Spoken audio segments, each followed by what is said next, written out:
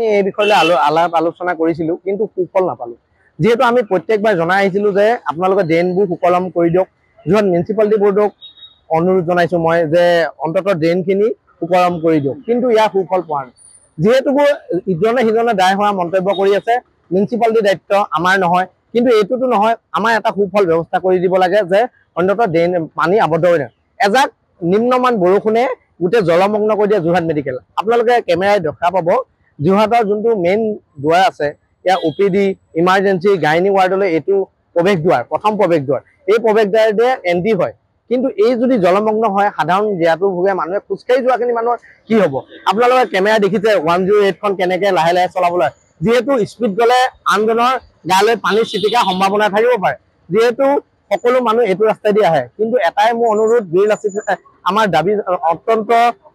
স্পষ্টতৰ যে অধ্যক্ষজনকো আমি বাৰ্তালাপ কৰিছিলো যে ইয়াৰ ব্যৱস্থা এটা কৰি দিয়ক কিন্তু কোনো দায় হোৱা মন্তব্য আমি কৰি আছো নাই এতিয়া প্ৰায় টাইম হ'ল 1মান বজাত কিন্তু এতিয়ালৈকে কোনো কৰ্তৃপক্ষ মিউনিসিপালিটি বোৰ্ডে হওক যোৰহাট মেডিকেলৰ কৰ্তৃপক্ষ হওক এই পৰ্যন্ত অহা নাই কিন্তু এয়া আমি অতি দাবী জনাইছো অতি সোনকালে ইয়াৰ ব্যৱস্থা কৰক নহলে প্ৰতিবাদী কণ্ঠ মানে হবলৈ সাজু থাকক আপোনালোক আপুনি ঘৰখনত জাপানী চৌকাত দৰ্জা খিৰিকী গ্ৰিল গেট আদি লগাব বিচাৰে নেকি যিবোৰ দীৰ্ঘদিন অটুট থাকিব তেন্তে পলম নকৰিব আমাৰ বিপণীলৈ আহক যোৰহাটৰ একমাত্ৰ আমাৰ বিপণীত এনে উন্নত সামগ্ৰী উপলব্ধ এই মেচিনটোৱে বেণ্ড কৰা হয় দৰ্জা চৌকাত আৰু উইন্ডো বনোৱা হয় বাকি আমাৰ গেনলাইজৰ হয়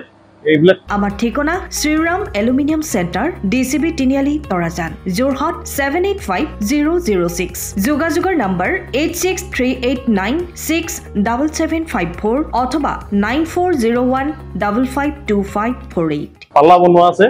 তো গেলভেনাইজৰ হয় এটো প্ৰেছ ষ্টিল বুলি কয় তো গেলভেনাইজৰ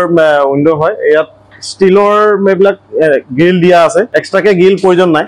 গ্ৰিল সব লাগি গেছে আৰু ইফালে মস্কিটো নেটও দিব পাৰে এটো মস্কিটো নেট এফালে বেক সাইডে মস্কিটো নেটৰ পাল্লা আছে পকাত নিপিনে